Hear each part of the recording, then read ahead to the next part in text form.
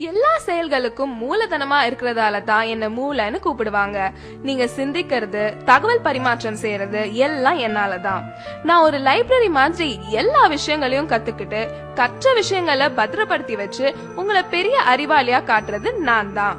உங்களோட உணர்வுகளையும் உடல் அசைவுகளையும் கூட நான் தான் கட்டுப்படுத்துறேன்.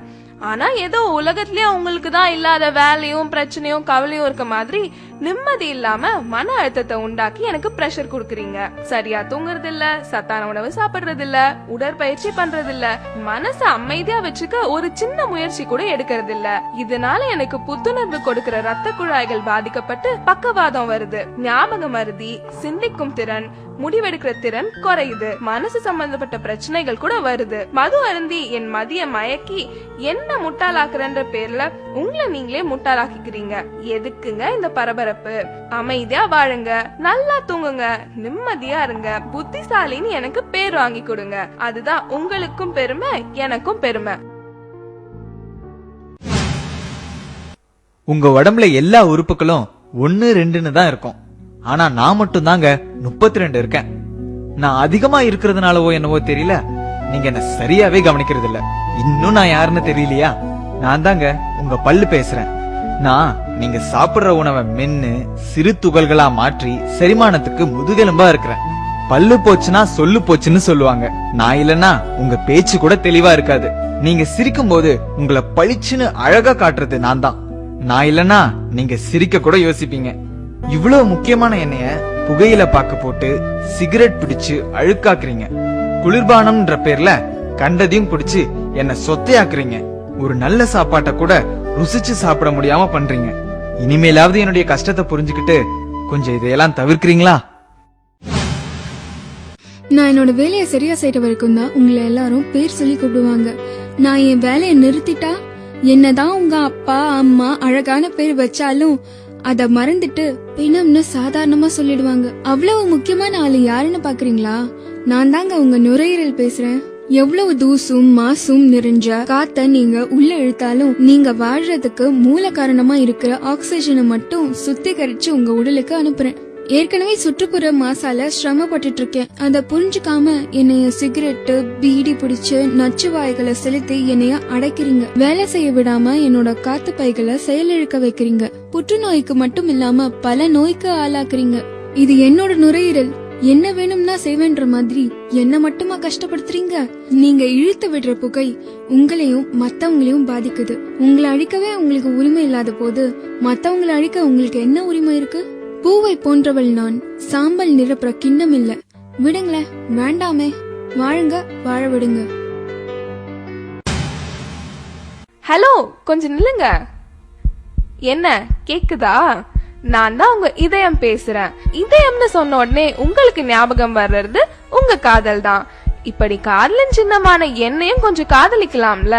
நான் ஒரு நிமிஷம் கூட ஓய்வெடுக்காம துடிச்சு துடிச்சு ரத்தத்தை சீரா உங்க உடல் முழுவதும் கிடைக்க செய்றேன். நான் துடிக்கலனா நீங்க துடிச்சு போயிடுவீங்க. ஆனா சிகரெட்டு, மது, ஆரோக்கியம் இல்லாத மேல்நாட்டு உணவு, கொழுப்புள்ள உணவு சாப்பிட்டு உடற்பயிற்சியும் செய்யாம எனக்கு அழுத்தத்தை கொடுத்து மாரடைப்பு வர செய்யறீங்க.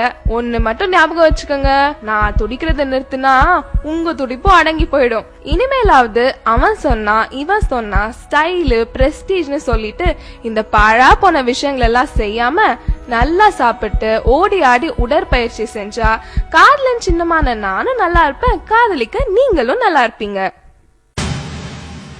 ஒரு வேளைக்கு சாப்பிட சொன்னா 3 வேளை சாப்பாட்ட ஒரே நேரத்துல சாப்பிட்டு என்ன திணறடிக்கிறீங்க. இது உங்களுக்கே நியாயமா இருக்கா? யாருன்னு யோசிக்கிறீங்களா? நான் தாங்க உங்க வயிறு பேசுறேன். வெந்தும் வேகாத கொழுப்புள்ள உணவை இஷ்டத்துக்கு சாப்பிடுறீங்க. அதை நான் செரிக்க வைக்கிறதுக்குள்ள நொந்து நூலாயிடுறேன். செரிமானத்துக்கு உதவி பண்றேன்ற பேர்ல கேஸ் நிறைஞ்ச குளிர்பானங்களை குடிக்கிறீங்க. இதுல மேலும் நான் புண்ணாயிடுறேன். இப்படி ஒரு பக்கம் அதிகமா சாப்பிட்டு சாகடிக்கிறீங்கன்னா இன்னொரு பக்கம் வேளா வேலைக்கு சாப்பிடாம டயட்ன்ற பேர்ல சாகடிக்கிறீங்க. இது போதாதுன்னு இன்னும் கஷ்டம் கொடுக்கற மாதிரி மது அருந்தி அந்த கசப்ப மறைக்க ஆரோக்கியம் இல்லாத உணவை சைட் டிஷ்னு ஸ்டைலா சொல்லிட்டு சாப்பிடுறீங்க. நீங்களே கொஞ்சம் யோசிச்சு பாருங்க, நான் எவ்வளவு மென்மையானவன்னு. குப்பத்தொட்டி மாதிரி கண்டதையும் போட்டு நிரப்புறீங்களே, இது வயிறா இல்ல குப்பத்தொட்டியா? ஆசைக்கு சாப்பிடுங்க, ஆடம்பரத்துக்கு சாப்பிடாதீங்க. தேவைக்கு சாப்பிடுங்க, தேவையானதை தேர்ந்தெடுத்து சாப்பிடுங்க. ஆயுள் முழுக்க நல்லா இருப்பீங்க. நான் ரொம்ப நல்லவங்க. எனக்கு தீங்கு செய்ய நினைக்கிறவங்களுக்கு கூட முடிஞ்ச அளவுக்கு நன்மையே செய்யறேன். என்ன பாக்குறீங்க?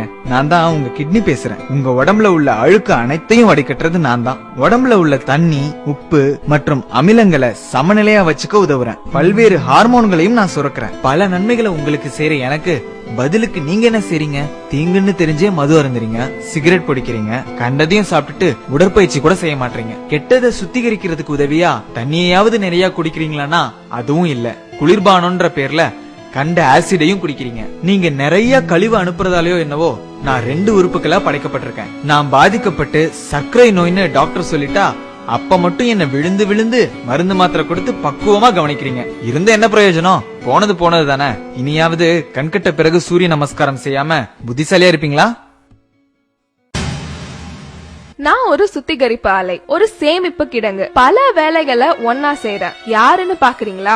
நான் தாங்க உங்க லிவர், அதாங்க கல்லீரல். உங்களுக்கு எங்கேயாவது அடிபட்டுச்சுன்னா ரத்தம் வெளியே போகாம உரைய வைக்கிறது நான் தான். நீங்க சாப்பிடுற எல்லாத்தையும் செரிக்க வைக்கிறதும் நான் தான். உங்க ரத்தத்தை சுத்திகரிச்சு உங்களுக்கு தேவையான சக்தியையும் நான் சேமிச்சு வைக்கிறேன். இது மட்டும் இல்லாம பல விட்டமின்களையும் மினரல்களையும் கூட நான் தான் சேமிச்சு வைக்கிறேன். மது குடிக்கிறதாலையும் கண்ட குளிர்பானங்களை குடிக்கிறதாலையும் பதப்படுத்தப்பட்ட ஆரோக்கியம் இல்லாத உணவை சாப்பிடுறதாலையும் என்னோட சுத்திகரிக்கிற திறமை இழந்து புற்றுநோய்க்கு கூட ஆளாகிறேன். 100 ரூபாய் டாக்டருக்கு ஃபீஸ் கொடுக்க கஷ்டப்பட்டுட்டு சின்ன சின்ன பிரச்சனைகளுக்கு எல்லாம் நீங்களே பெரிய டாக்டர் மாதிரி மருந்து மாத்திரை வாங்கி சாப்பிடுறீங்க.